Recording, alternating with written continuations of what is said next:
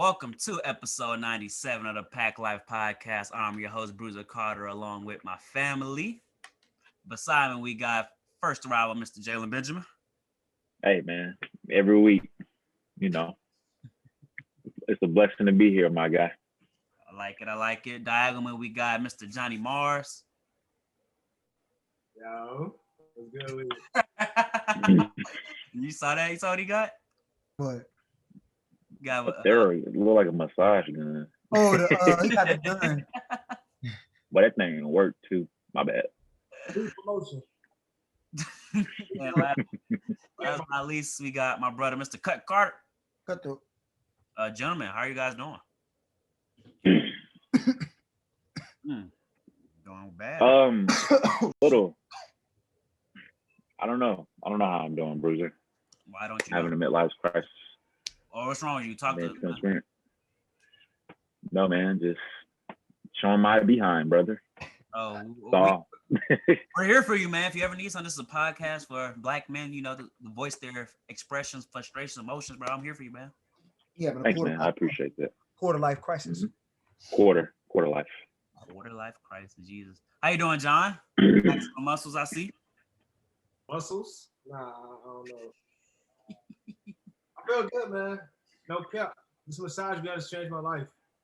You realize how stiff some of my joints and other parts of the body is, and it's kind of great to relax. Got you. I like it. I got equipment on the way. And once I get it, I'm gonna be 100% like unstoppable on the court. So that's really what I'm just looking forward to, honestly.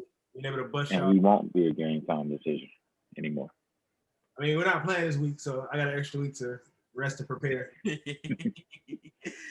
I'm well. Had a couple interviews in the past week. I've been working. You feel me? I've been working with Turner Sports, as well as getting got a magazine due next week. So just writing these stories, getting these interviews. And oh wow. And I'm out tomorrow. I'm actually not covering, but I want to have a chance to interview some of the Final Four, the coaches and a few players tomorrow. So what's up? Pretty interesting. Yeah, I found out about that a week ago, but they just sent the information today or yesterday. Is it Houston? Yeah, Houston head coach, Gonzaga head coach, Baylor head coach, and UCLA head coach. And they said a couple of student athletes gonna be on the panel. I hope Deaky on that. I hope Deaky on that. That'll be fine. We get to talk to Deaky. Oh yeah, I just gotta come up with some questions. If you see Deaky, just be like, I'm from the West Bank. You can be like, oh, so you can have a whole little thing going. Oh, what ward? Well, yeah, you feel me? I know what to say, Derek.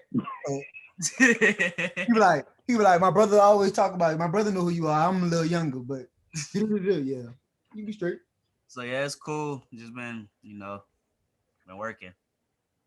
To get started, where you guys like to start? Damn, nobody asked me how I'm doing. Oh, I thought we did. How you doing, man? I'm doing. John got his game time decision.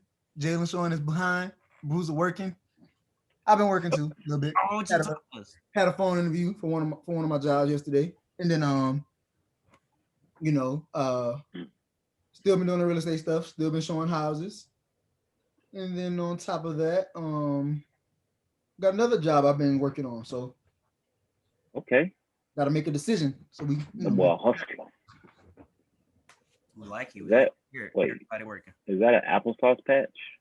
Where would you guys like to start? There's news in both NBA and NFL, college basketball. Let's do college basketball. Get it out there. All right. So the Final Four finally has been decided. We have number 1 Gonzaga going up against number 11 UCLA. And on the other side of the bracket, we have number 1 Baylor going up against number 2 Houston. Let's get our predictions in, man. Who do you guys have winning these Final Four matchups? Who's going to win the NCAA championship? Carter, you can go first. In my original bracket, I had Arkansas beating Baylor and playing Houston and beating Houston and going to the championship game against Michigan, who lost to UCLA. So now I got to call the audible, and I'm probably going to lose some money to my friend that I did the bracket with, or, whatever. But I have Gonzaga beating the living dog piss out of UCLA. It won't be close. And then on the other front, the Battle of Texas, unofficially, I like to give it to the underdog. I hope Houston gets them. Houston versus Gonzaga is my prediction for the championship game. In that game, the favorite is Gonzaga, but I'm gonna go with Houston because they playing for something, and I like to see them boys get it. That's me. So I'm going with Houston as my alternate pick. But again, the favorite is Gonzaga. For like they're the favorite. Deep in the heart of Texas. JB, you ready? John? I mean, it'd be ridiculous to not choose Gonzaga. It'd almost be like not choosing the New England Patriots that went 18-0 to not win the Super Bowl, which they did lose.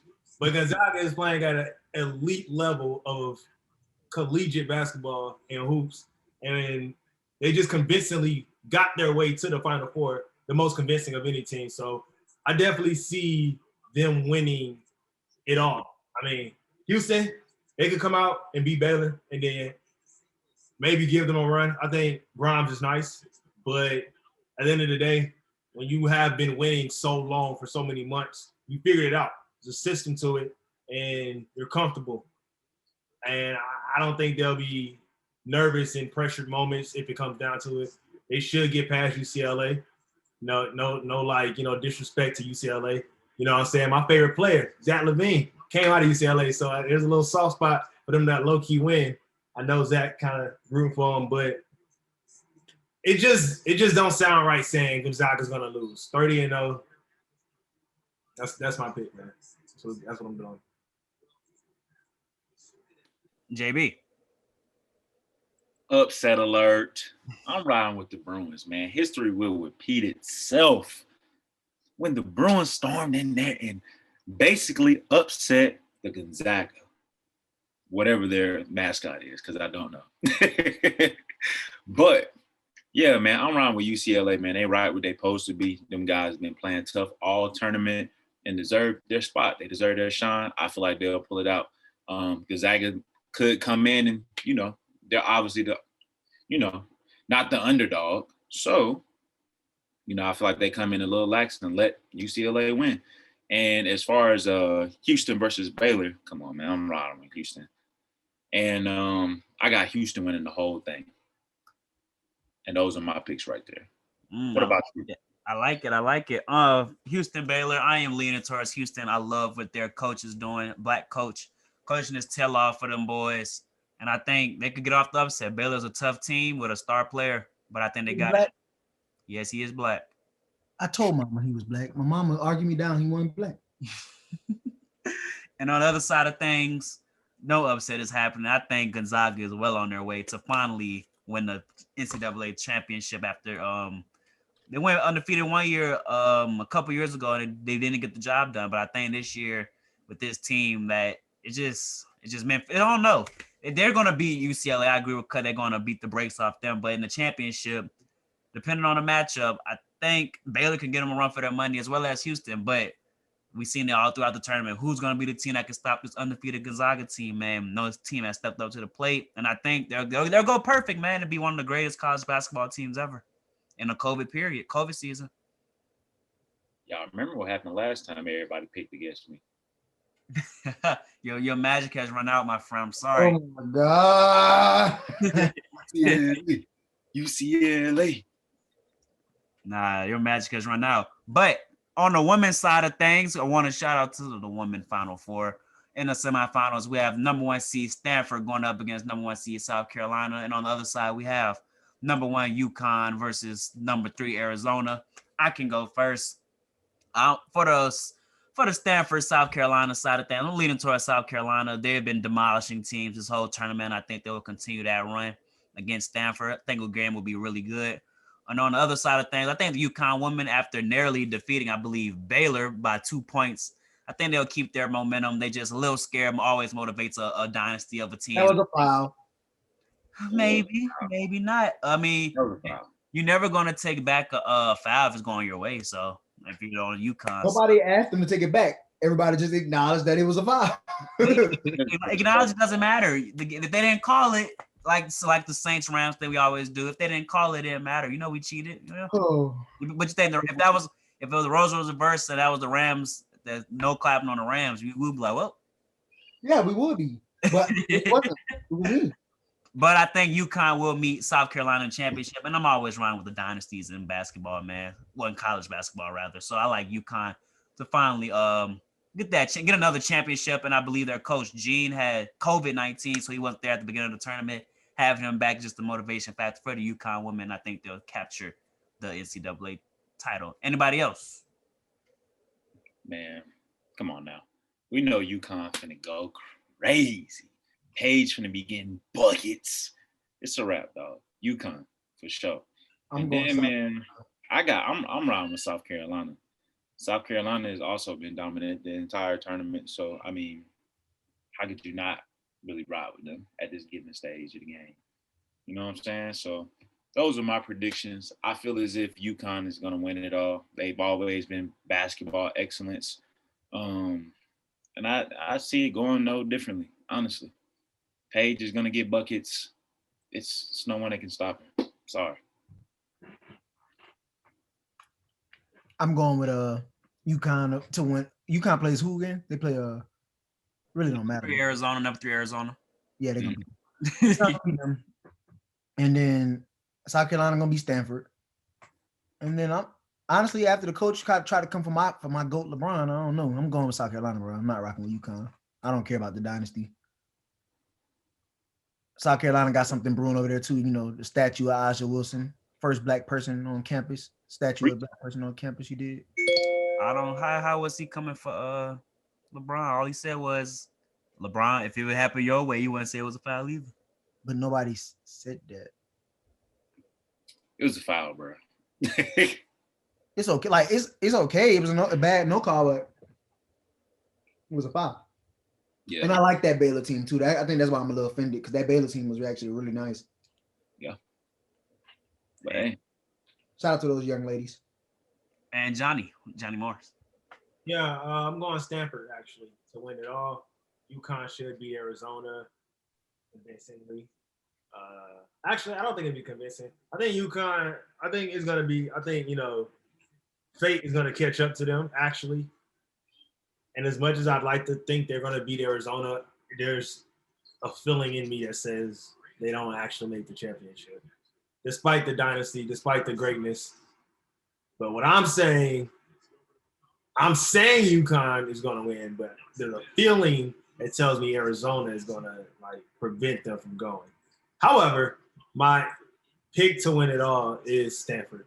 I think they had a couple of great games throughout the tournament that proved they were of championship worthiness. So makes sense for them to win it all and pull off what may be an upset over South Carolina. Facts. Put a case of Gatorade on it then. See? He don't believe it. He don't believe what he's saying. I don't know what you said, let alone what it means. Huh? Yeah, something about catch a Gatorade? What? No, put a case of Gatorade on it. Like, you want to bet a case of Gatorade? Bet you a case of Gatorade, sir. Yes. All right. Okay. I don't drink Gatorade. So what do I get? I don't want that. You don't drink Gatorade, so what do you drink? We'll give you a case of Propel water. How about that? If you can find a case of Propel water, sure. Yeah, I'll take it. You can Google it. On Google. All right, bet. Bet. Done. You like Snapple. I'm going to just get him a case of Snapple. You got to get me a case. How you don't like Gatorade but you drink Snapple? I know I'm going to win. I don't drink Snapple. I need a case of, I don't want a case of, bro. I need a case of some Minute Maid, something Minute Maid. Hey, wow. Okay. We'll see. I want 6 cereal. That's what I want. What? 6 boxes of cereal. That's what I want. Nah. That's detrimental to your health, brother. I can't like that. Too much sugar. Unless you gonna get Honey Nut Cheerios. Low cholesterol. Low cholesterol. Healthy there, food, brother. Any more NCAA college basketball news before we move on? No. That's it. Okay. And keeping the theme of basketball going, we will talk about basketball moves. So after we got off the podcast last week or the day after, news broke that one, LaMarcus Aldridge joined the Brooklyn Nets after a buyout with the San Antonio Spurs. And days later, Andre Drummond was bought out from the Cleveland Cavaliers and signed with the Los Angeles Lakers. So, guys, before we get into the league, which one was better between Drummond and LaMarcus Aldridge, do you guys think the NBA should change their NBA buyout rules? Because if it continues, if great players with high salaries continue to get bought out and go to these super teams, there's a lack of parity, even though these players aren't in their prime of their careers. How do you think the NBA should handle the NBA buyouts in the future? They need to stop crying. Who is they? Whoever complaining about the buyout thing.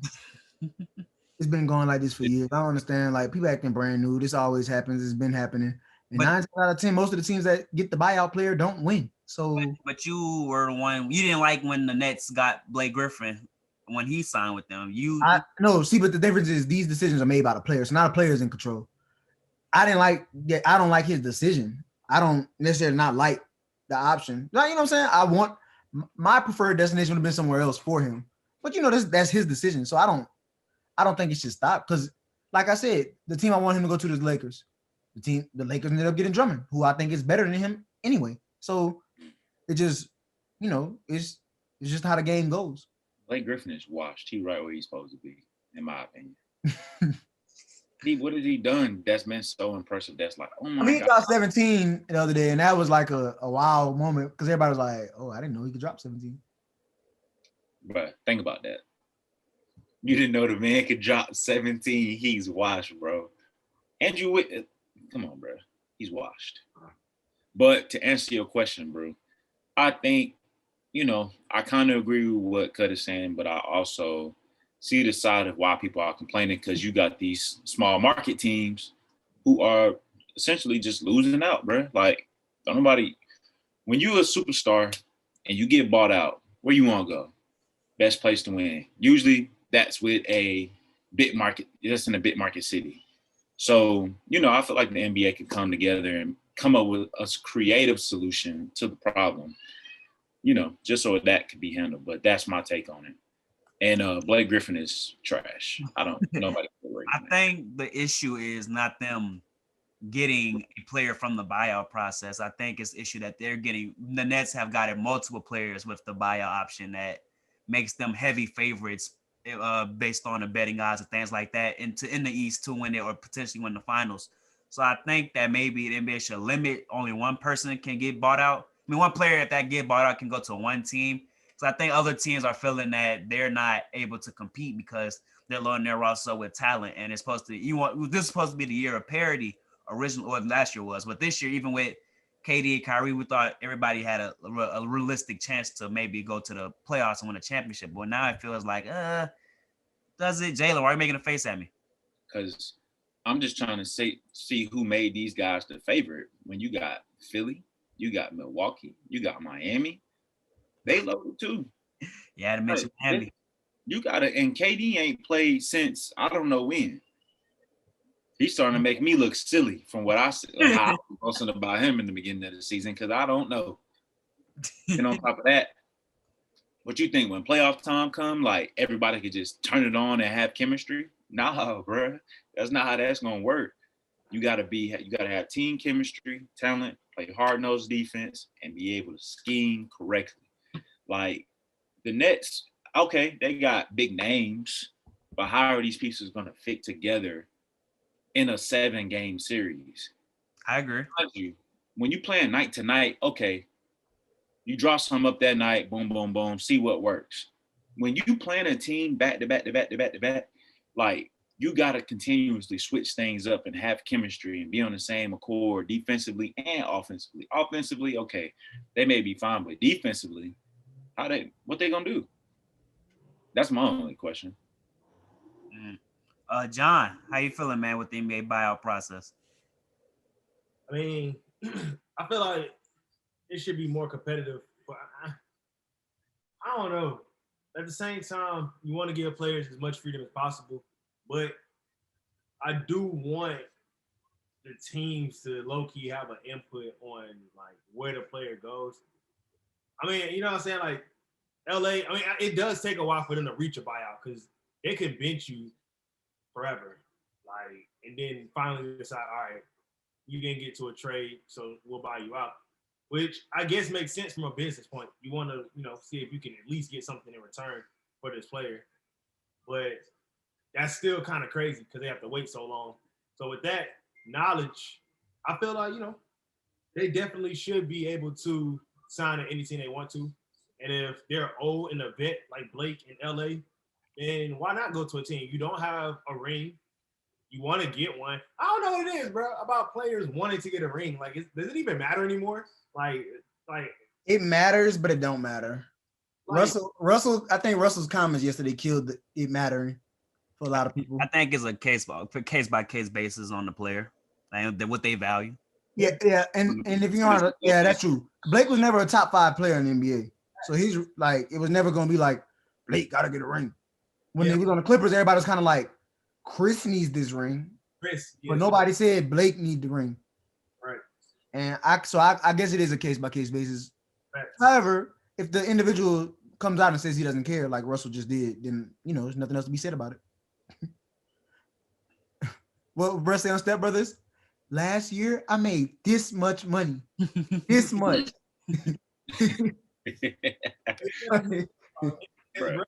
It just didn't work out. Like him getting to the championship, he went. He was super young going against Bron in that prime of a team. Of it's like the situations in the NBA for Russ didn't work out, and that's just real. James Harden had to do something tumultuous. James Harden's literally had the same type of career as Russell Westbrook. He just been on less teams. I can even give you a better example: Allen Iverson, and what we regard Allen Iverson, Hall of Famer, probably. We got him top 5 shooting guards for sure. I have him 4th, but like, it don't matter, bro. People see Iverson and know he was a dog. People gonna see Russ and be like, he one of the greatest point guards of all time, most athletic point guard of all time. It don't matter. I think championships only matter when we're talking about GOAT status. If you trying to be up there with the GOATs, championships matter to some degree.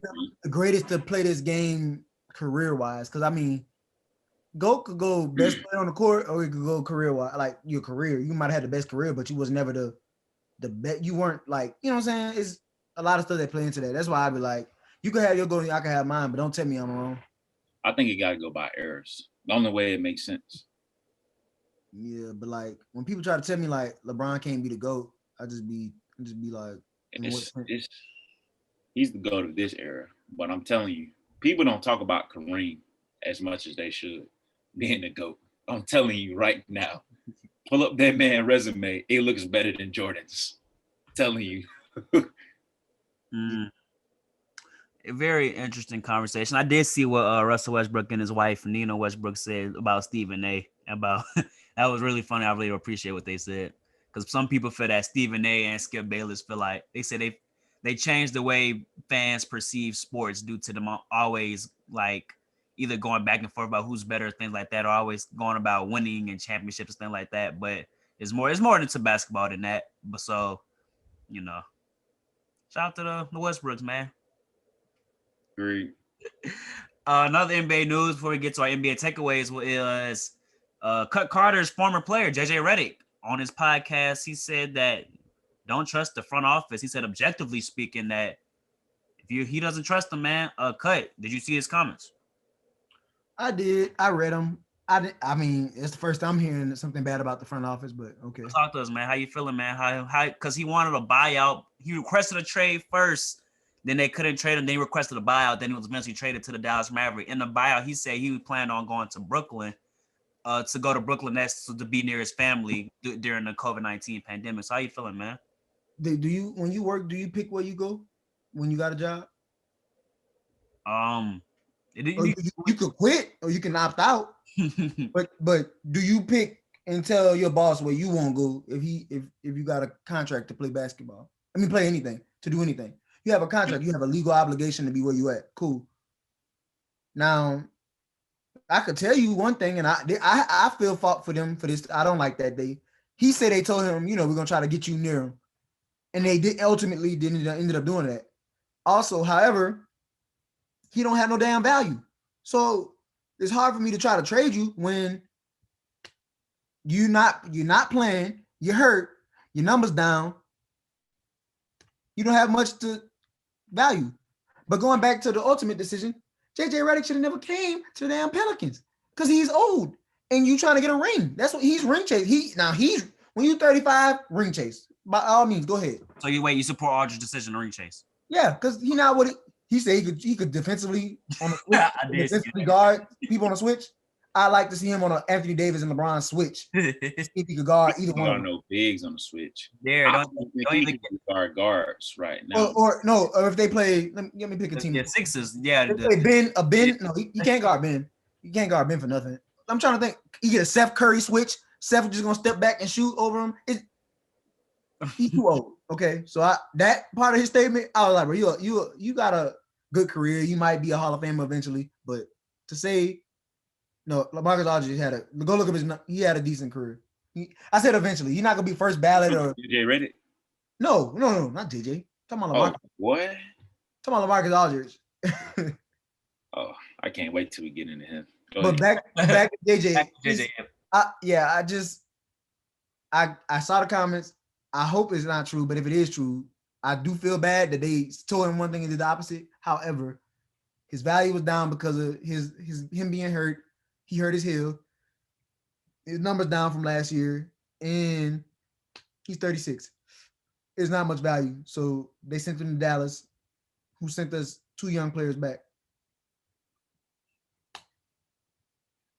So I get you wanted to be near your family, but you could have opted out if it was that big of a deal.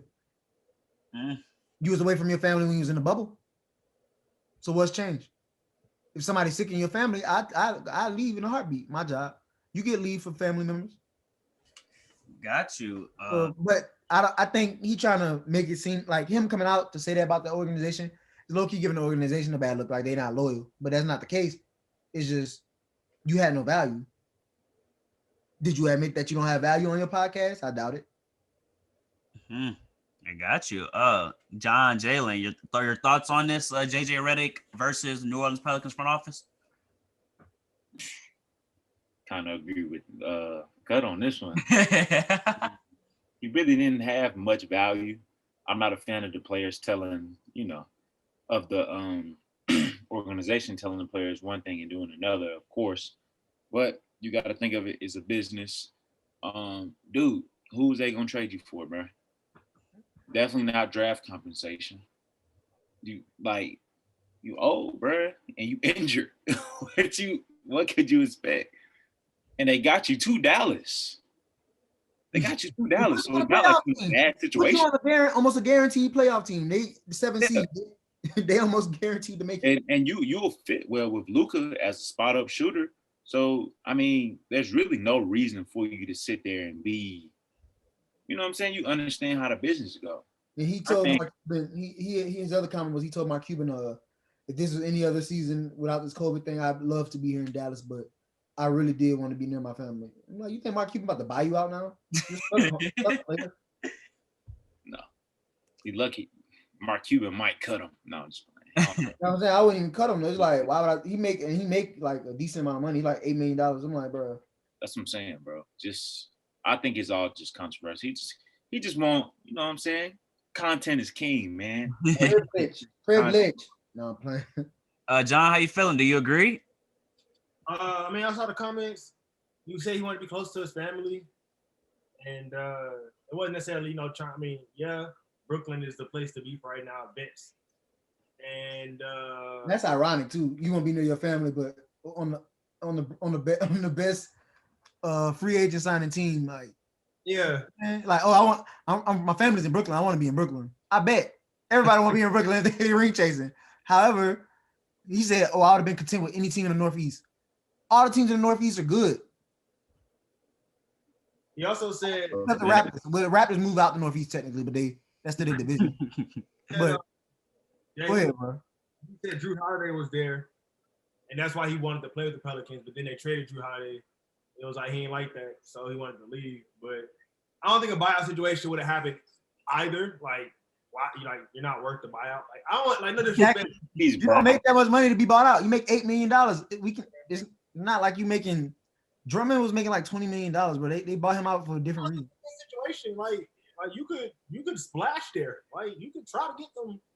Imagine JJ Redick walking in your office making demands, talking about, hey, bro, why'd you trade Holiday?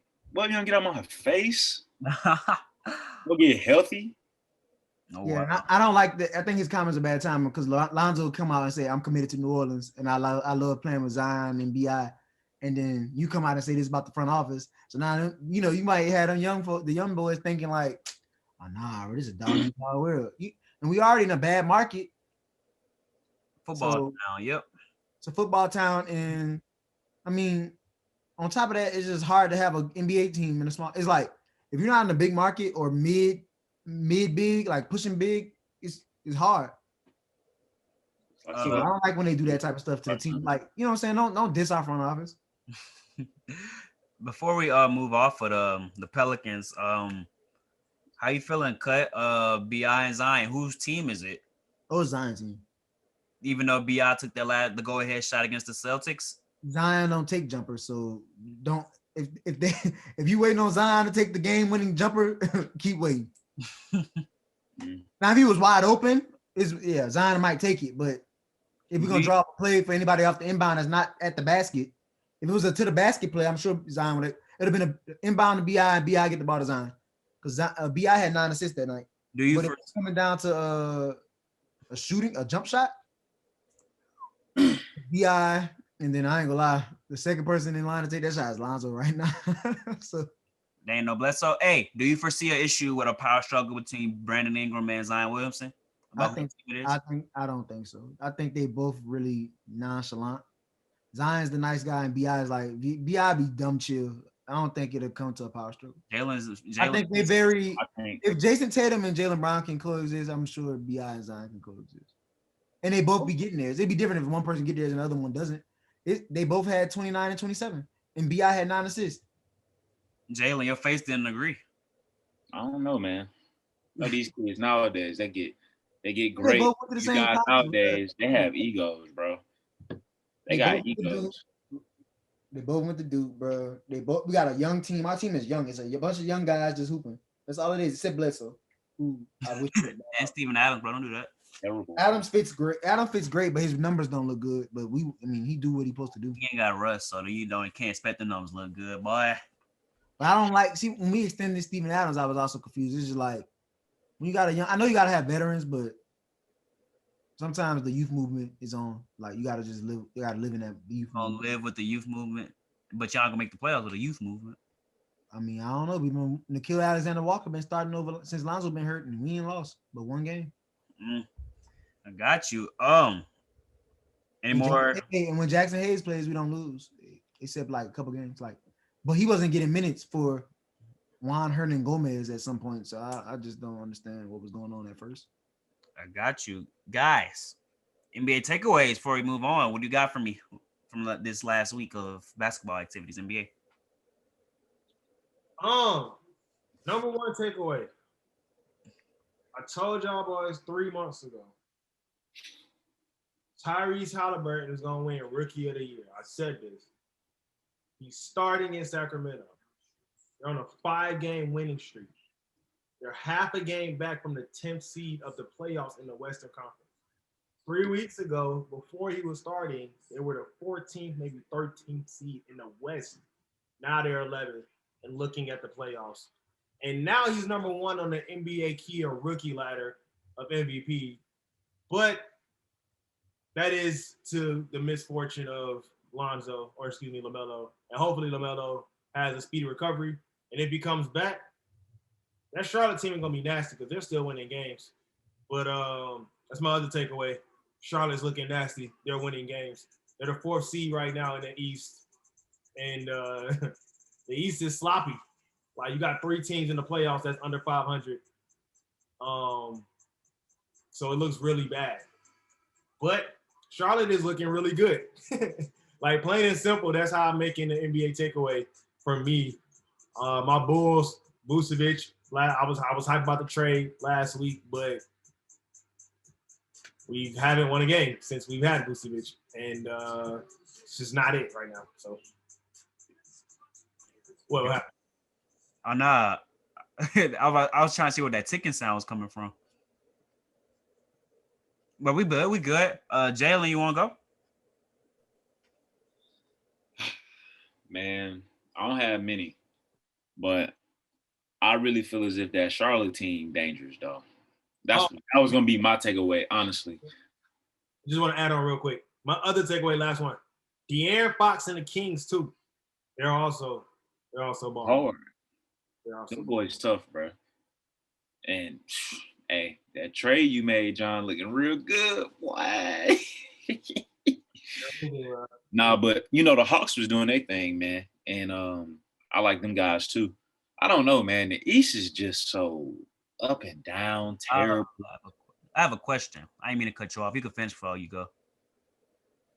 I was just gonna say how my Heat have just been playing just so like up and down, and I just hate it. I don't know what we're doing, and can't wait to see what it looks like when Oladipo gets out there because please, something needs to change. All right, so I have a question for everyone in here. So currently, the 76 and the Nets 76 are the number 1 seed, the Nets are the 2 seed, while the Boston Celtics are the 7th seed and Miami Heat are the 8th seed. Which number 1 seed do you feel is in more jeopardy to lose in the first round if these matchups were to remain the same come postseason time? The Nets or the Sixers? Both. The Sixers. You think the Sixers have a better chance to lose to the Heat than the Nets have a better chance to lose to the Celtics? Yeah. I'll go with the Sixers. We match up a little bit better. But honestly, when I think about it, bruh, we're not a good matchup for the Nets either, though. Great shooting. Them boys gonna have to play defense, get out, close out on shooters. Plus, on top of that, who gonna stop Bam? Like, he's a force inside. Even when they had DeAndre Jordan or whatever the case may have been, like, dang, you weren't stopping nobody. You think LaMarcus Aldridge, the guy that can't even play help side, gonna stop? No. But you said Or not. How they doing 10? Like, do they all play each other once, or is it 7 and 8 play each other? Whoever wins that is the 7th seed. The 9 and 10 play each other. Winner plays the loser of the 7 and 8 game to get the 8th seed. That's okay. So if that was the case in the 7 and 8, Boston versus Miami, I think Miami would actually win that. In a 1-game play-in, they boxed them up. So then that would leave Boston to play Chicago, because I think Chicago will be Indianapolis. This Indiana team right now, because LeVert ain't in his bag yet. He had it for 1 game. He dropped 26, I think. But if LeVert get it going, then then it will be the Bulls versus Celtics. So then Bulls versus Celtics. And Boston's going. So then Boston would play. Boston would turn into the 8th seed, and the Heat would be the 7th seed. Yeah, the Heat will play the Nets, and the Celtics will play the Sixers. Yeah, whoever play the Heat gonna be the one. And we get the test show theory cut. Remember last year the Celtics played the 76ers without Simmons. You said they were better without Simmons. No, you said that. That was without Embiid, wasn't it? Or was it without Simmons? That was without Simmons last year. Oh, well, I guess we will see. But you'll stand on that point. I will if it come out. They work in my favor. Because, bro, you see they tried to trade Ben for Harden. You saw that, huh? I did see that was a report. That trade came out. It was Ben for Harden, Ben, Maxey, and some picks, and somebody else for Harden. They should have did that. Houston said no. Idiots, bro. Yeah, that's stupidity. I would anybody with James Harden, anyone, except for LeBron. But Embiid could just take. No. The Rockets said no. Not the Heat, not the Sixers said no. Sixers wanted to do it, but since every time, like as the season progressed, the deal they took they started taking more and more off because he started lowering his value. Got you. Because he was with Lil Baby. Once everybody realized that he really wanted to be in Brooklyn, it made everybody else offer that wasn't Brooklyn weaker. Right. Yeah. So I would, as soon as he said he wasn't happy, I would have traded him. Because Ben in Houston wouldn't be that bad. with Christian Wood, who he ain't healthy, but you know. Mm. And then John Wall might not have fit in as much, but you know, make it work. I got you. You got any NBA takeaways, Cut Carter, before we move on to NFL? Man takeaways. Pelicans are starting to get a little hot. I like it. Like to see it. Tyrese Halliburton, like John said, is climbing that rookie ladder. They got him as number one. The one that just dropped. LaMelo Ball being hurt, yeah. Yeah, LaMelo not gonna win it with them losing. Not LaMelo. I meant I think I'm talking about man. Oh no, I said LaMelo not gonna get it with him being out. That's what I meant. Toronto's in trouble, like big trouble, like no offs trouble. They're getting that. They're that bad. Dang, it's almost like Nick Nurse still their coach. We already settled this debate, Jay. Don't do that. Dang. The Wizards, whatever Russ been on, bro. Wizards look lost, but healthy Russ is a good Russ. Yeah, they lost the last one. I thought they won that game yesterday, but he still went crazy. Charlotte is far. We trying to tell y'all like Charlotte real deal, like far. Like PJ, Rozier, like they better than what you would think. PJ, Rozier, Hayward. When they got the best announcers in the NBA, of course you have to Really do. play. That'd be Dale. Dale be on there too with the dude. He be killing that, bro.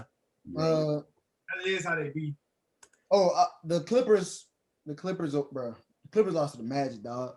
Remember y'all came on here and we talked about this last week and we said the Lakers winning games, not gonna win so many games. But then the Clippers, who are fully healthy. Oh yeah, that's what I forgot to bring up. John, Lakers 2-1, 5 more games left. How you feeling? Bro, I'm feeling like they're gonna lose some games still. You had them going 1-9. 1-7, 2-6. I thought Colin was gonna play. It don't matter. Like that was the reason why. Like, and that ain't the hard part of it. But if they win any of these 3 hard games, I don't want to hear it. They play the Bucks tonight. They should lose, but you never know. I'm in game. Then they got the next 5 games. They got the Kings. Oh, they could beat the Kings with Drummond. They not gonna beat the Kings. Why they not? And then they got Drummond. Hold on. So this is first game tonight, so don't even do that. Prediction without Drummond, bro. Come on. We knew they was getting Drummond. No, I didn't. Wait, we did not know that. I knew it. I knew that. I for sure thought they were going to drop on. He was going to jump on the Nets train like a lame, but obviously, sorry, Drummond. Then Sunday they play the Clippers. I don't know. Look, bro.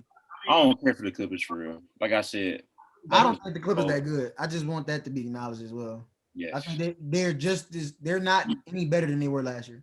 First round exit. I think they worse than they were last year. First round exit. I'm calling that now. Who? Right now they play the Trailblazers. Clippers need to be first round exit. Right now they play the Trailblazers. I think Dame would definitely Yes, they definitely play the Trailblazers. They're out. Bye-bye. Dame would want to beat the brakes off of them. And it's going to be ugly. They're going to lose in 4 or 5 games. Stamp that. I don't know that. I think it could go 6. I don't know, bro. They're going to get Rondo. He's going to facilitate the offense. They might be. Yeah, and they're not healthy right now. They still got a bunch of players injured. Beverly out. The Blazers, they're probably going to go for that top spot because with the pieces they got. Georgia's out too, right, John? Yeah, he didn't play last night. Yeah. Would you think they'll be in the 1 seed, Jay? What you talking about? I think they can either get that 1 or 2 seed for sure. They 4 games back behind the Suns and 7 behind the Jazz. I don't think they're getting that. They're not catching the 1 seed. I think they could catch that 3-4 range though. I think they can get up there. It's really all these teams really like right on top of each other. So all that junk could change. Yeah, the West is so loaded. Mm-hmm. Any more NBA news before we move to football? CJ and Dame, bro. Best backcourt in the league. I thought CJ was a role player. I don't know what. Shut your ass up. I can't let you turn that down. He's an all-star, so yeah. Can't let you live that down. He's not a But he's You literally ready to admit that Dame is the best point guard in the all-star league? this year? No. No, so he's still not an all-star. So he's just a star. Cool. a star. Yeah, he's literally a star. But you say he was a role player. Oh, I said he's a local star and a role player. He's the role player to me. Now he's a star. Where's Jace when you need him? all Bro, right. in his market, yes, you're gonna see a bunch of CJ McCollum jerseys. But outside of that, you're not about to see too many CJ McCollum jerseys. Well, If CJ McCollum went to the New Orleans Pelicans, he would absolutely ball. What are you talking about? I didn't say that wasn't the case. But I'm saying he would be a star on that team. He would come in y'all first or second best player.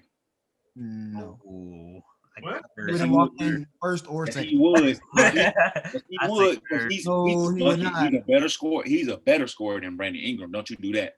He's a better Don't shooter. you do that. He's a better shooter, not a better scorer. He's not a better scorer. Oh, I can't say that. He'd be third, JB. I'm sorry. The He'd be smooth third, and then as a fan favorite, he'd be fourth because Lonzo still is the third favorite on the team. Come on, bro. I'm just telling you, he's not. But and you came for. So who was? He know better. Stop saying. You try to say first or second best. You had him over Zion.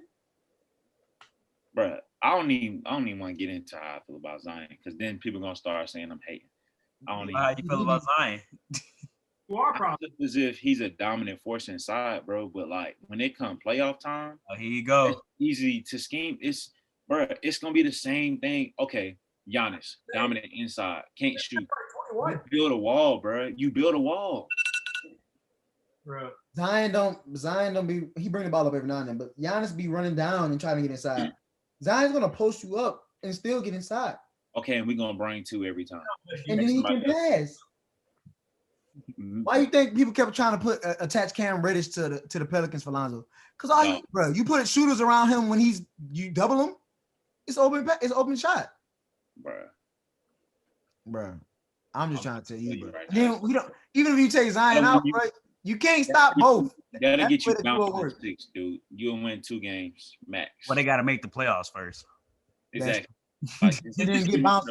You saying get bounced in, bro? We still young, bro. Yeah, first, bro. We still young. Next season is when it's like playoff or They bust. certified. CJ to win a game 7 where Dame ain't show up against the Nuggets. We all remember. And CJ came in there and went stupid. Stop playing with him, bro. Congrats. He went off in one game in the playoffs. You know Wow. what? You know what CJ and Dame also did? They also got swept by the Pelicans, but you don't want to talk about that. That matters too. When y'all had AD, Don't matter. Don't matter. Don't and CJ didn't do nothing. Zion And CJ didn't do nothing. Let's not even get into that. And CJ didn't do nothing. Nothing. All right. Enough. You guys ready to go to football? Let's do it. Got some news out of the football realm. We'll start with the big trade, NFL draft trades. We'll start with the 49ers. They traded their 12th overall pick, a 2022 third-round compensatory pick, and 2 first-round picks in 2022 and 2023 for the Miami Dolphins' number 3 pick. And the Dolphins didn't stop there. The Dolphins then traded the 12th overall pick in the draft, a 4th overall pick in the draft, and a 22 first-round pick from the Dolphins in exchange for the number 6th overall pick with the Philadelphia Eagles and a 2021 5th-round pick. Guys. So now, Niners are the 3rd pick, Dolphins are the 6th pick, Eagles are the 12th pick in this year's draft. We'll start with the Niners. Repeat that order one more time. The Niners got the number 3 overall pick, Dolphins got the 6th, and the Eagles have the 12th. You can start with the Niners. How do you guys? I'll go first. They traded 2 first-round picks. They announced after the trades that they said they're going to Jimmy Garoppolo is still their quarterback. However, I don't believe that. I think they're definitely going quarterback. Which quarterback is the question? Which is my question to you guys. We see Mac Jones' stock rise due to his pro day and things like that, and scouts get a look at him. We've seen Justin Fields' name be fluttering around in conversations. We've seen Trey Lance saying he's a project, but his potential is Deshaun Watson-esque on the field. What do you guys think the Niners will do with this 3rd overall pick? I think they'll go quarterback, and I think they go Justin Fields. I think Fields just fits the San Francisco culture, and I think even their fans, I know a couple of diehard San Fran fans, and they want Justin Fields. So I think Fields over Mac Jones. I don't even know how Mac Jones' name even got to this point where he's going 3rd overall. It's crazy to me. So I have my theory on that. But JB, what you thinking, man? What you think the Niners do with the third overall pick? Which quarterback, or do they go quarterback? They go get Smith. I think you got a serviceable quarterback in Jimmy G. He was never your formula to win football games. Like, you weren't counting on him to throw the ball 30, 40 times a game to win you the game. You have an immaculate run game, and you also need to be able to capitalize off play action. That being said, you need to get the best available deep threat, not best wide receiver, but deep threat, which will be Smith. Smith, I feel as if, you know what I'm saying, he doesn't really have,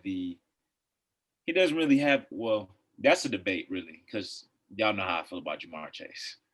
But both of them, you can't go wrong with either pick, honestly.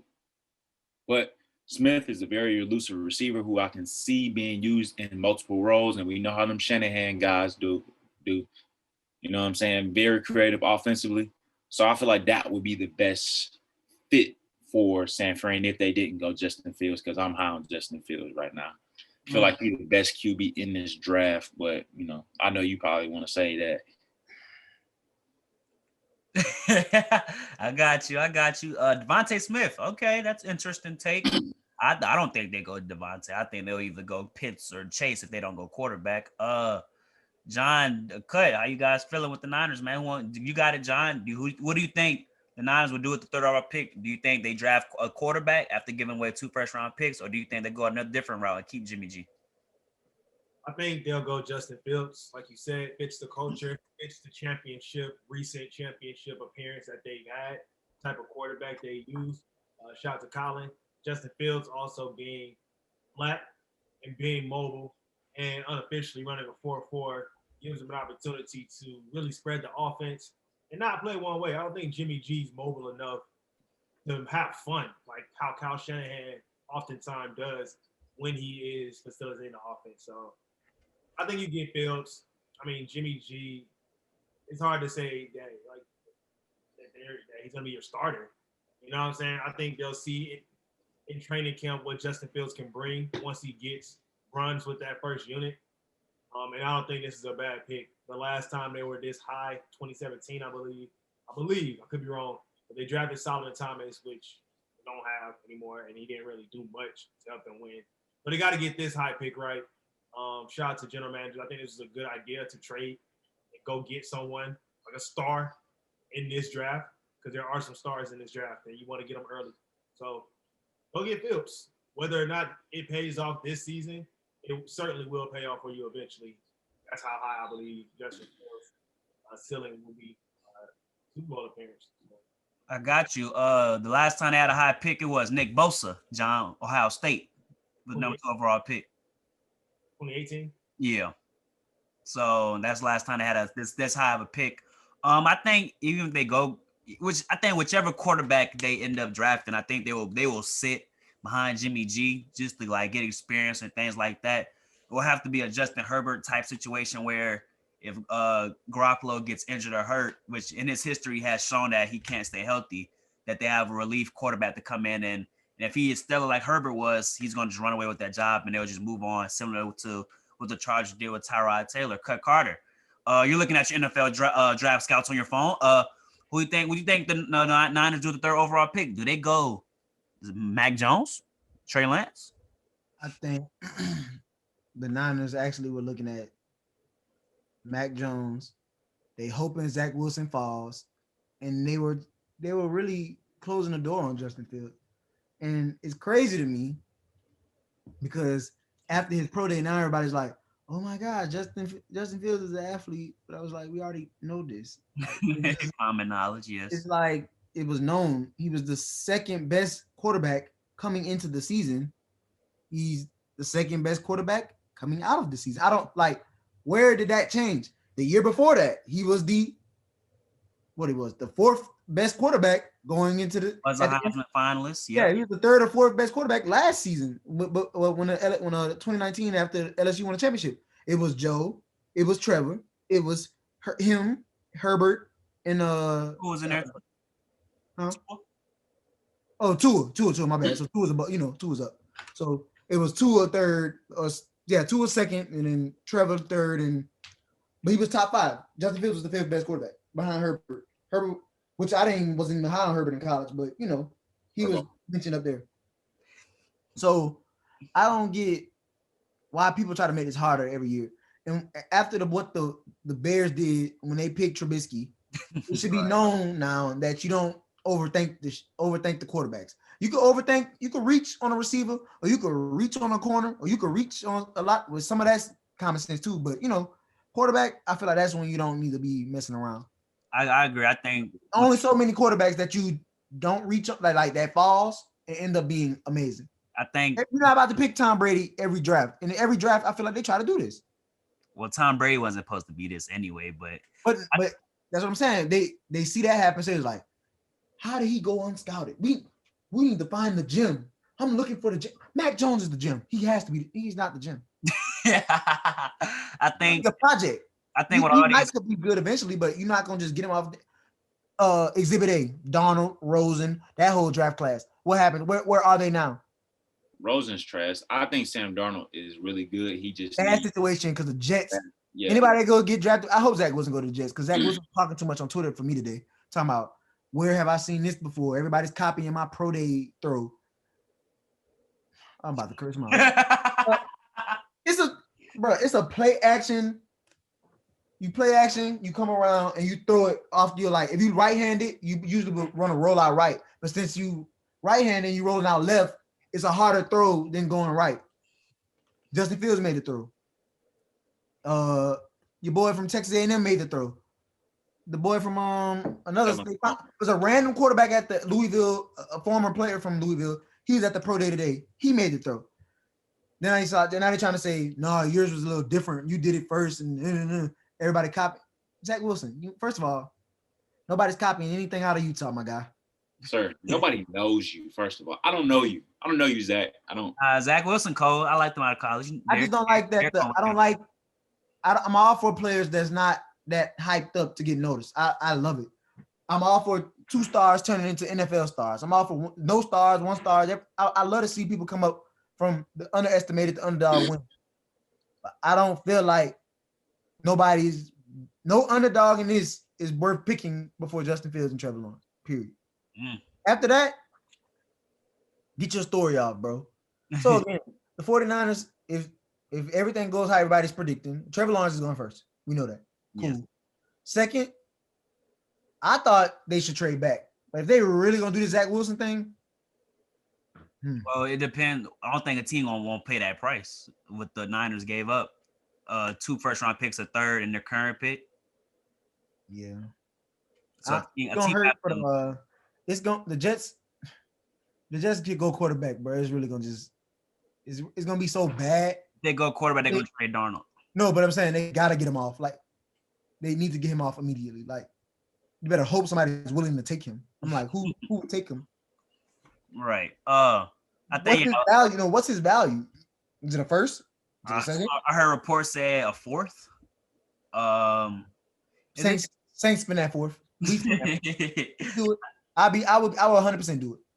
And then third, I guess it's Justin Fields is the answer. But if they go and if anything that's not a quarterback gets picked there, and it's not Justin Fields, that would be shocking if a quarterback doesn't get picked. If it's not Justin Fields, bro, that's gonna set the whole draft off. But okay. That's gonna leave Fields on the board, and they saying the Falcons are 4th, right? Yep. Well, what? Word on the streets is they're thinking Kyle Pitts. Don't get me wrong, I think Kyle Pitts is great, but I don't think the Falcons need a tight end. I don't think that answers the problem. It doesn't. So if they do that, if they do go Kyle Pitts over Justin Fields, but they don't. I mean, I know they all know Matt Ryan, so people thinking like, why would they go quarterback? But when you're that early, bro, I think you take the best available. You trade Matt Ryan. I think they should trade back. I think they don't want to trade Matt Ryan now because of the penalty, I believe. But I think they should. I think they should definitely trade back with the team like the Broncos, who needs a quarterback desperately just to acquire more draft capital than just get the best available. Oh, they need a QB desperately, huh? For the Falcons? No, the Broncos. Chill.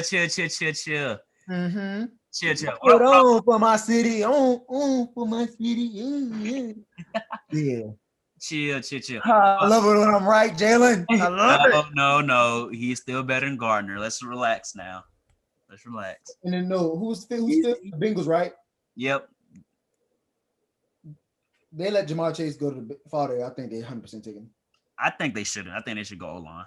I don't think they care. I think they should go O-line, then get him Terrace in the next round. What day is the draft?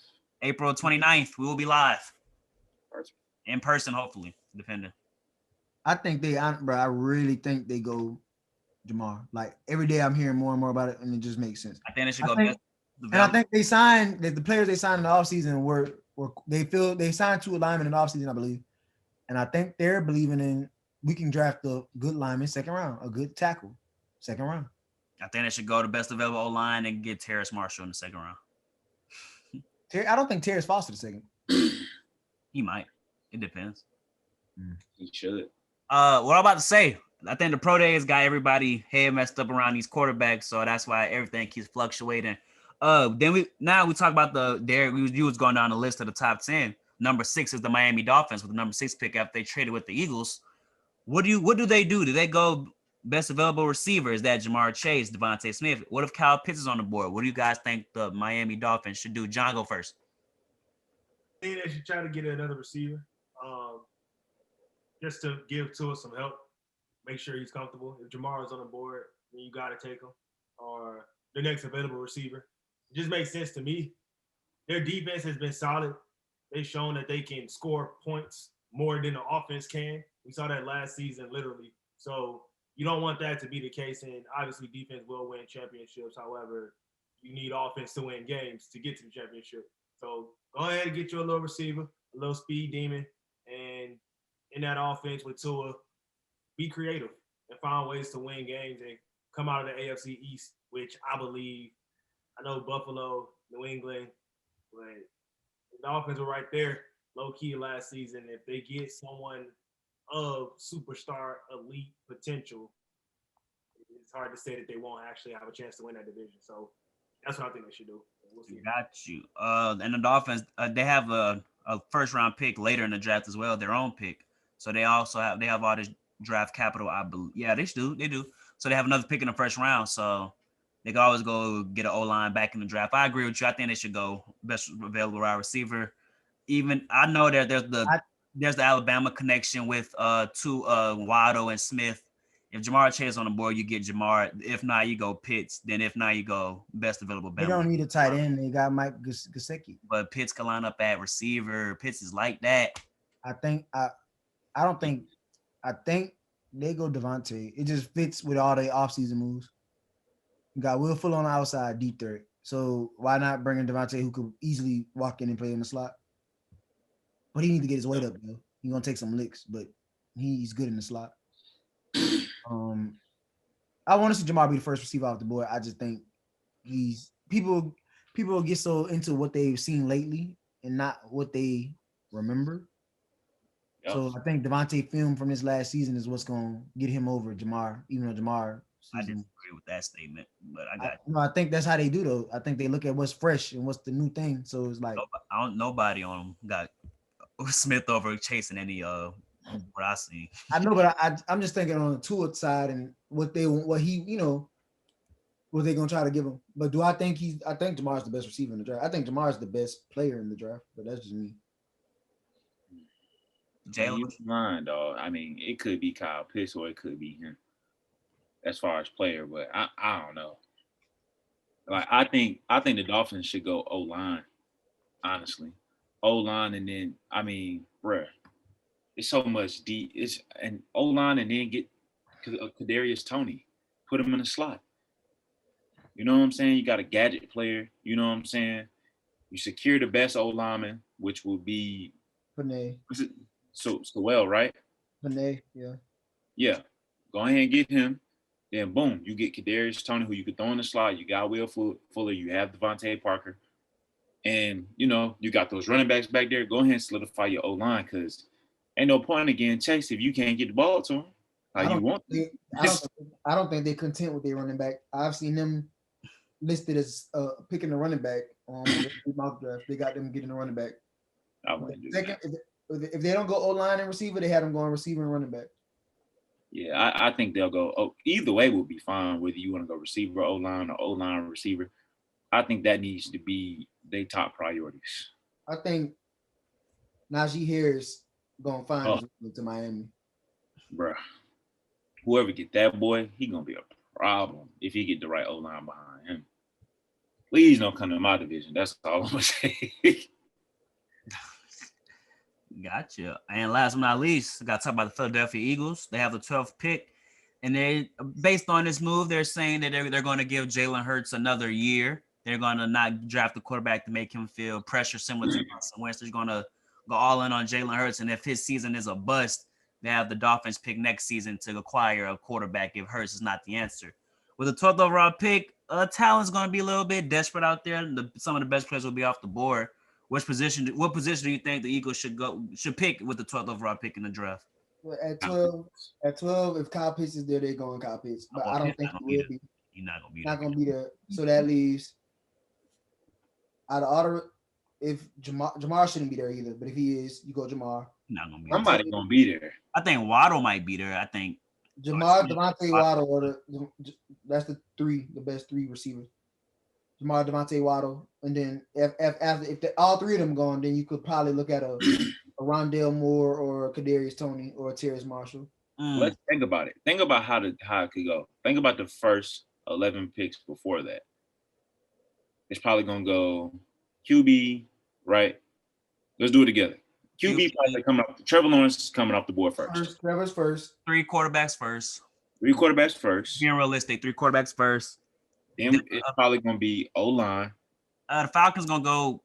They said Pitts said Falcons interviewed him like 4 times, so they're really interested in him. So let's go Pitts. 5, you want to like Jamar O-line? What are we doing?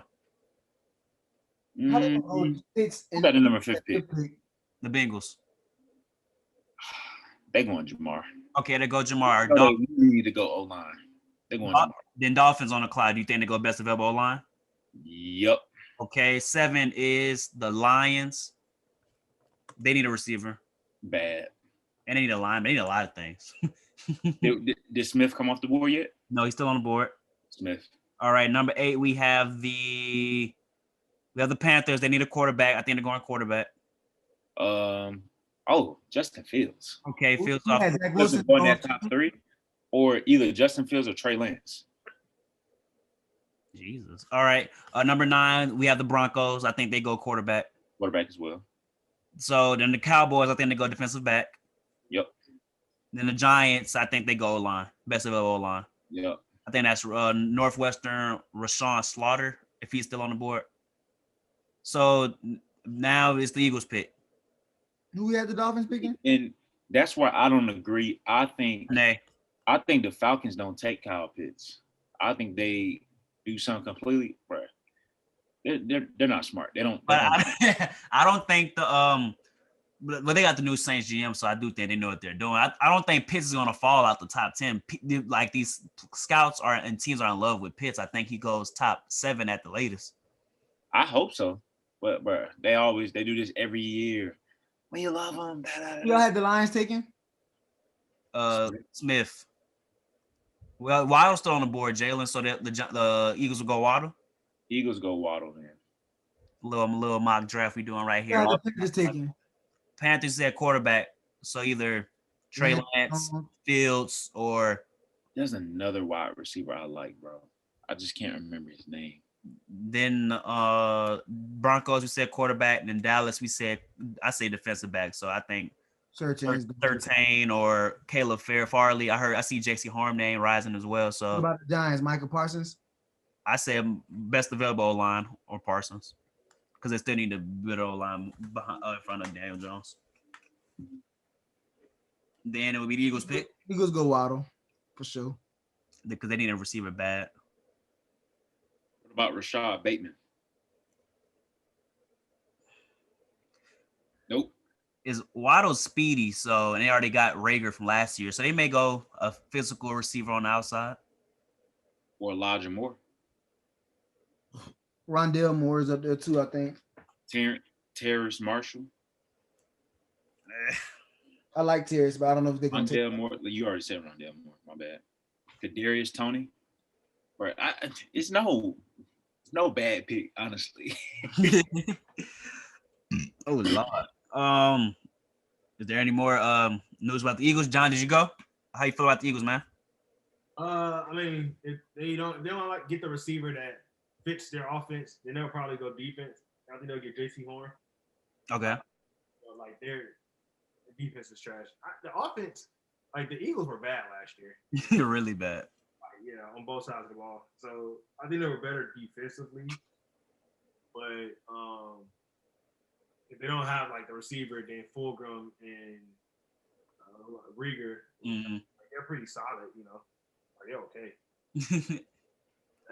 And then you can get offense later on, but at that position, what's going to help your team compete in that division, I think you want to go corner just to deal with some of the cornerbacks or quarterbacks that they have to face. I think you only trade back from the 6th pick if you feel like your guy is going to be there, and they acquire a first-round pick from next year as well. So I think Waddle or a defensive back is realistic. For the Eagles, huh? For the Eagles, yeah, because if you don't trade back from that pick unless you feel that your player who you think you're going to get is going to fall to you, or you would just draft the player at the 6th pick. So. Interesting. Yeah, they probably going corner or receiver. Should be fun. We're gonna do a real mock draft still coming soon. That was March 31st, so as soon as near.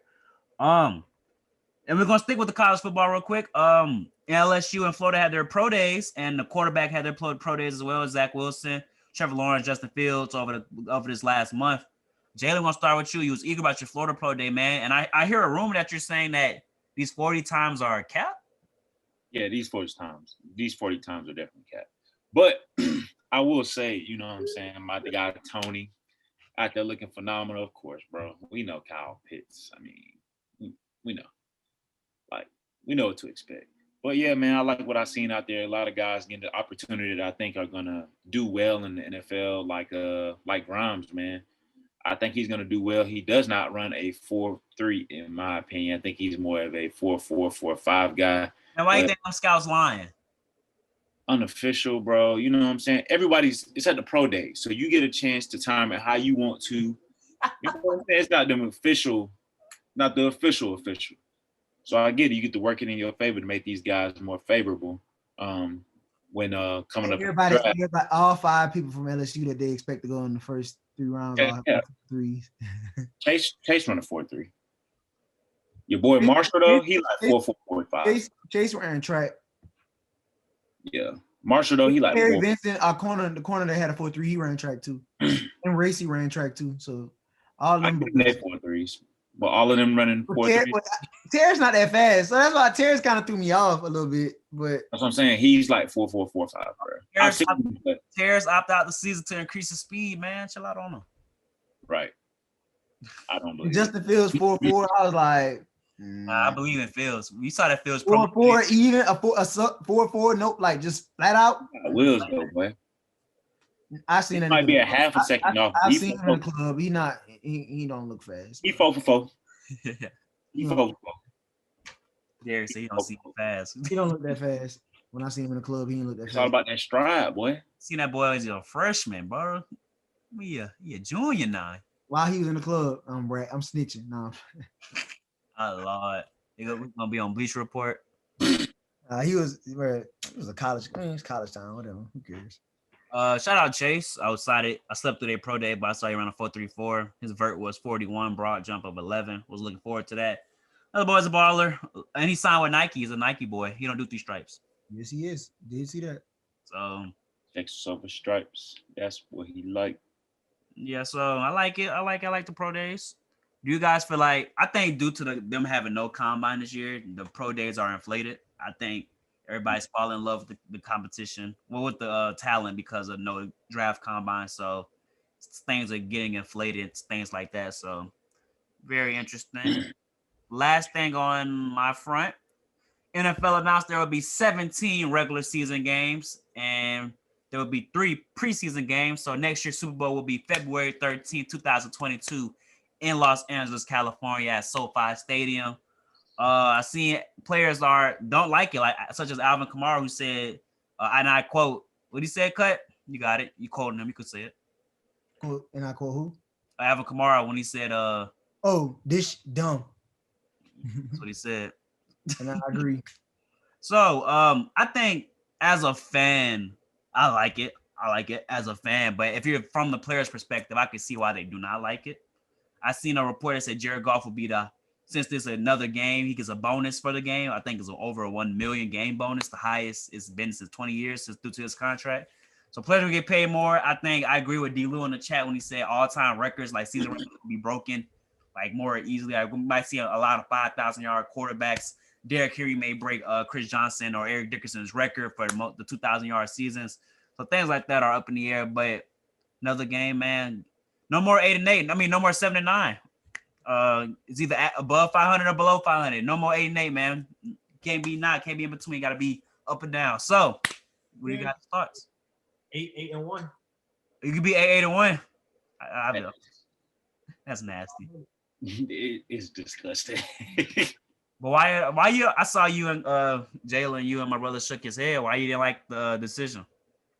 I mean, I just don't love it, bro. Like, thinking about the players, honestly, like, it's just not really that beneficial for them.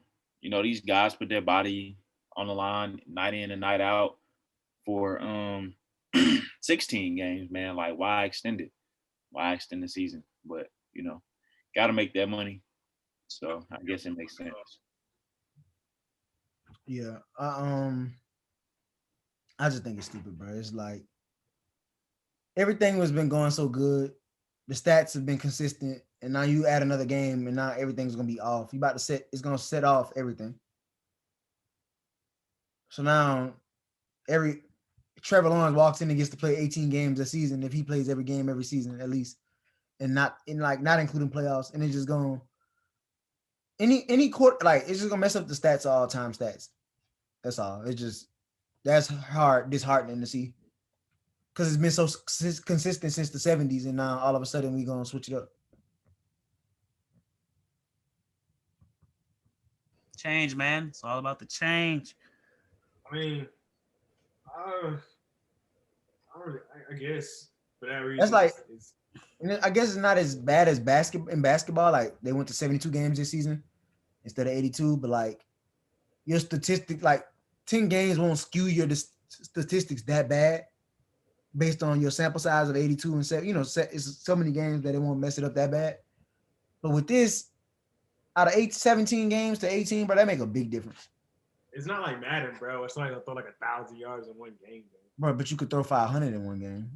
Yeah, but you can throw, bro. Throwing 55 touchdowns in a season was an accomplishment. Now in 18 games, I mean 17 games is like, well, how many games it is? Yeah, 17. Bro, not everybody throws 50 touchdowns. It ain't like people be at 48, 49, 49. Bro, Herbert just had how many? 40 like per year, bro. Do like 2 people. It's gonna be easier to do now. Oh, it is. Breaking news before we go to music. Joel Embiid will return this Saturday from his injury. Well, Joel Embiid, if he comes back and play at his MVP level before he got injured, do you think he will win the coveted award? I hope not. Dame's the MVP. Nah, it's going to Harden. No, it's not. I think I want to see MVP. It's going to who? I think. I would go to Harden after. I promise you, if they exclude what he did in Houston out of that, but he been. I already think the award is BS anyway. But now it's really gonna be BS to me. But you can't not acknowledge what he did. I agree, but you can't not acknowledge what he's doing right now either. I didn't say he playing bad now. I like what he's doing, but I don't think he did, bro. They do have they're tied for the best record in the East right now, and Dame they're tied for. I mean, the Blazers are 6th in the West right now. So I think if we count of wins, Dame don't play with other All-Stars. That's why I don't count wins. He only played with one other All-Star. Who? James Harden. Yeah, it's Kyrie. Kyrie. Yes, he Curry. had KD for them couple games he did play, and they was beating out. I mean, KD, did they lose a game when KD, all three of them played together? I think they did. They only played 4 games though. And then you throw in the mix, Blake's a former All-Star. I don't like him. I think he's washed, but he's a Well, former they All-Star. got Melo. You can't just say former All-Star. They got Melo. Oh, okay, well, Melo, they got Melo. Melo was All-Star last year, so. And they got Norman Powell. Come on, cut. Norman Powell ain't no All-Star. NBA champion. He got there. He played like 3 games. NBA champion. Hey, he is an NBA champion. Yes, sir. Norman, boy. I don't think Harden deserves anything. Well, you don't think nobody deserves unless it's LeBron anyway. No, I like Dame to get it, and I like Joker. If they gave it to Joker, I wouldn't be mad either. I don't think. Joker can't miss a game. Joker exactly. I mean, if you including durability and being there, he miss a game. No cap, he should be up there too. But what Dame has done is more impressive. I feel like everybody being out, keeping them boys afloat. Like, come on, bro. But Nurkic, he was CJ. Jokic wasn't supposed to beat us though, man. Neither was Dame. Bruh. No. Jokic wasn't supposed to. Dame went to Weber State, bro. Hold on, let me look at Jokic draft profile. But I don't. Harden I feel like Harden. They messed over Harden when he should have won it back to back, and they gave it to Giannis. Don't give it to him now. Jokic was the 11th pick in the 2nd round, man. Come on, he wasn't supposed to be here. Yeah. He got himself in shape for the season so he could be moved more agile. The outlet passes, a triple-double, leading, and he's still the best player on his team. And he's like one of those superstars players who don't have no star-like qualities that he exudes on the like. Y'all doesn't have a social media account. So, I mean, he don't market himself for real. And probably not in America, but with Serbia where he's from, I'm sure got a lot of marketing out there. But in America, bro, just go out there and hoop and just chill. He be wearing polos after games. He should be out there chilling in a sweatsuit. So put some respect on Jokic's name. Cut Carter, are you ready? Not really, because it ain't nothing to really talk about. Because I don't know what's coming out. Oh, well. I know what's coming out. You sure? Yeah. Sure, buddy? But I know I do got something to talk about, but I just don't know about them. What's dropping for sure. Set in stone yet. However, I did want to talk about last week. I enjoyed Rod Wave's album Soulfly last week. I downloaded every song. Huh? I heard it was sad. It's not as upbeat as the other ones, yeah. So I guess. Oh wait, he's sapping on there like he's sad. Yeah. Oh, I might rock with that. Hold on. What you got to be sad about? Here you go. My bad. Yeah, now I'm messing with you. You stay in my lane. All right, and then I also enjoyed that Moneybagg Yo and Future song, Hard for the Next. Hey, Future is the current king of features, man. And he was on that singing, I'm gonna make it hard for the next to spoil you. I'm gonna make hard. I was like, this man on the chorus is undefeated. Talk to him, cut. I'm on that. Yeah, so I was excited for that. Did y'all happen to listen to Lil Nas X's new song? No. I'm sorry. I like the song. I saw the music video too. I like the song. Not gonna count. The song is actually pretty good. I really don't doubt this. He makes good music though. I ain't gonna lie. But I personally just haven't gotten a chance to. I heard it. I turned it off, and then I watched the video. I actually watched the video with my mom. The video is wild. I would love to. The video is wild, but I get the message, but the video is wild. But the song is actually really good. Like, that's all. I'm gonna keep saying it. Like, the song's not actually good. I rock with the message of the music video. I think him telling them people, making fun of them people saying that's gonna happen to them is, I like it. I like when he trolling. He funny when he do it. So he be trolling his tail off. So the Nike tweet about this gonna be me to Nike tomorrow. I'm sorry for what I did. That the voice in the court. That I was like, bro, like This man too funny. And I don't know if the shoes are real or not, but I mean, they kind of are. I mean, if you just look at it from a shoe perspective, they're kind of hard.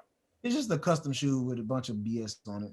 But again, Like I said in the chat, guys, if it's not for you, it's not for you. But if you're gonna talk about, you only talk about it, only gonna make him troll you more. So it just ignore it, just go about your day. If you know it's not for you, that's all I'm gonna say. If it's for you, support it. But if it's not for you, don't talk about it, or his fans and he would troll you. So, and when he troll, boy, it be funny. It do be funny. but anywho, I found out that the 10-year anniversary of Rolling Papers was the album was Monday. Also, rest in peace, Nipsey Hussle. Today was the day that he passed. So 2 years ago, yes. Marathon continues, man. Seriously. Oh, for sure. Yes, sir. Back to you. So I want to take it back in time a little bit, I think. And I wanted us to go back to 2011 and bring out the 3 to 5 best projects from 2011. Okay, let me get my phone. Oh, here we go. All right, now you're getting that Cut Carter bad. This is the Cut Carter I've been missing. Okay, so you said the best what type of project? Rap? It could be anything. Anything. 2011, I was in 6th grade. Oh Lord. Some Eminem in there. Nah, epic rap battles of history gonna be in there. Right. So this is our top 3 or top 5. No debating. Top five. Shayla play that BS. My bonding, my rock. She was definitely my rock. John hard, don't hate. On rare instances, we don't do a top 5. We do a top 10, no debating. Top 10, where we reveal our top 10 albums of 2011. JB, what you nervous for? What you nervous for? I thought it was top 5. Sorry, guys.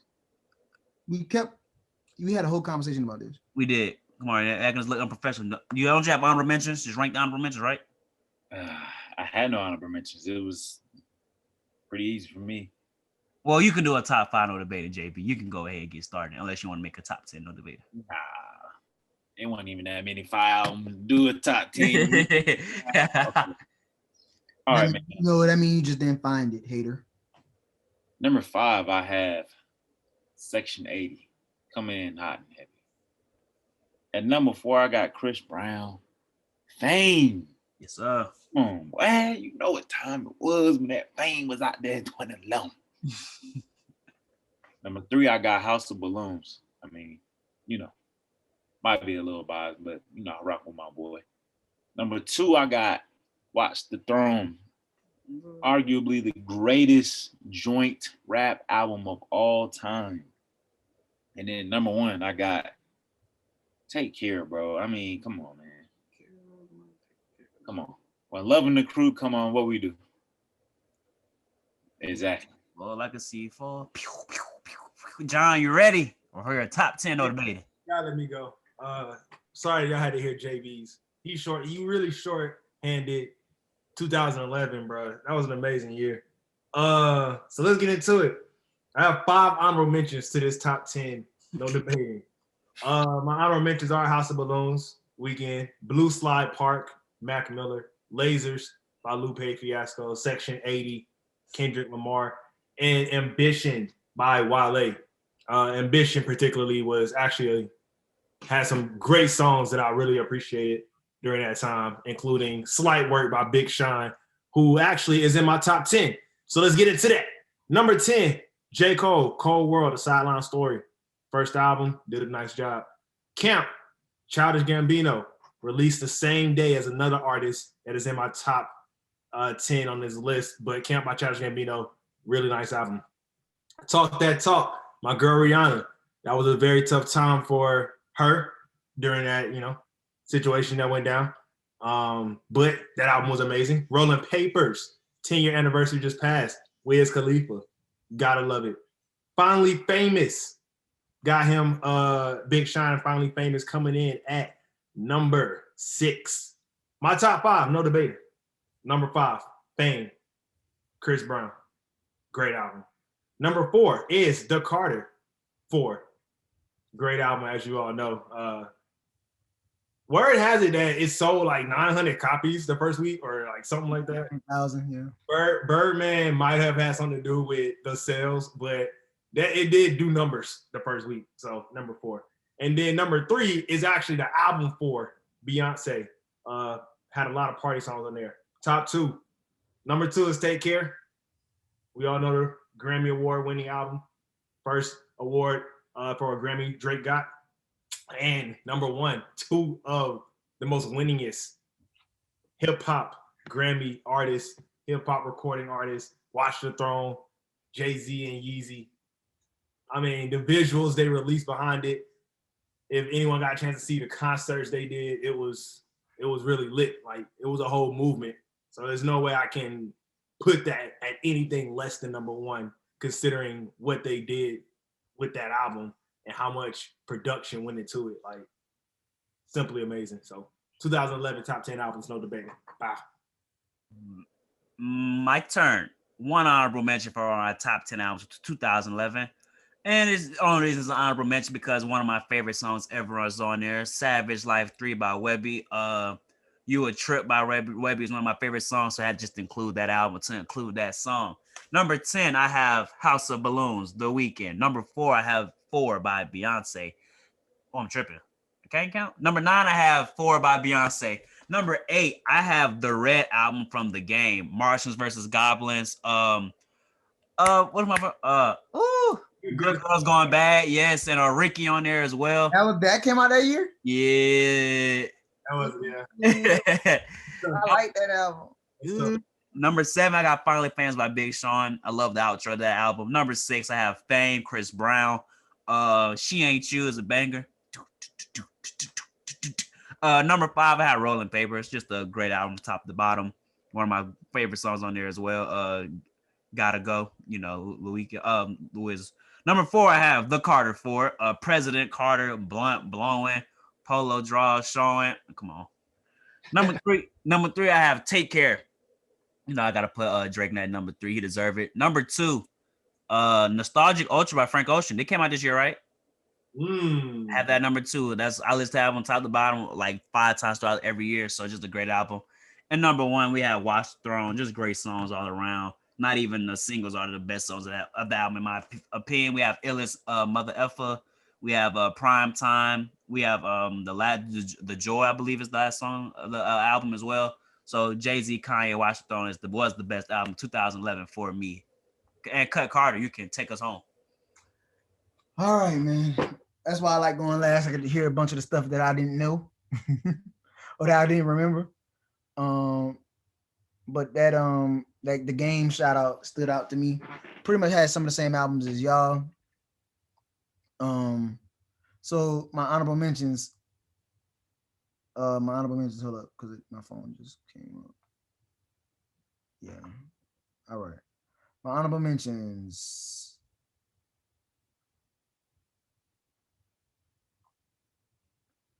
All right. Honorable mentions. Best Day Ever, Mac Miller. Childish Gambino, Camp. J. Cole, Sideline Story. Ambition, Wale. The Game Red album. Carter 4. And my 10th. I can't make them coexist. I gotta leave one of these ladies off who I feel like had probably the biggest year that year, but I can't take the Queen off my top 10 because she's the Queen. So I just put Adele 21 as my honorable mention. Great album. Rolling in the Deep, Set Fire to the Rain, Someone Like You. 21 years old, snatching up all the Grammys. All right, number 10. I got Beyonce 4. My favorite song on there is I Miss You and Let's Start Over. And then I don't know, fellas, I don't know if y'all living like me, but if you never had a girl give you a lap dance to dance for you, it's an experience. Also a good song on there. And then it was a good album for the ladies. It had the single ladies on there. Oh, you're right, bro. Yeah, getting dances to that song in 2011. Yeah, that's what I'm saying. I'm just putting the word on. And then number 9, debut album. Used to be one of my favorite rappers at the time. A$AP Rocky, Live, Love, A$AP came out in 2011. Had some of my bangers on there. Yeah. Had oh wait, I'm tripping. Not debut album. Sorry. I apologize. It's the mixtape, but I still enjoyed the mixtape. It's love, live, love ASAP. Palace, brand new guy, rolling up, demons, out of this world. That was my first introduction to ASAP Rocky, and I was like, bro, I really like this dude. He sound like he's from the South. He sound like he's from Houston or from New Orleans. He rap like us, but he's from New York. But I appreciate his style and his charisma coming into the game. Number 8, I have one of my favorite rappers at this time in my life, Big Sean, Finally Famous. Good debut. Favorite song on there is probably Don't Tell Me You Love Me. And his storytelling was good. He was coming off a great mixtape run. High is also one of my favorites, and Wait For Me is good as well. And my last was the single, and everybody know my last when they come on. Number 7, another debut, Wiz Khalifa, Rolling Papers. I had to play that album Monday for the 10-year anniversary, and I realized like I used to know all of these songs, like by word for word. Still know some of them. Favorites on there was When I'm Gone, Wake Up, No Sleep, Hopes and Dreams. So yeah, I felt like it was a good debut. Number 6, nobody had this, but it's a mixtape. Lil Wayne, Sorry for the Wait.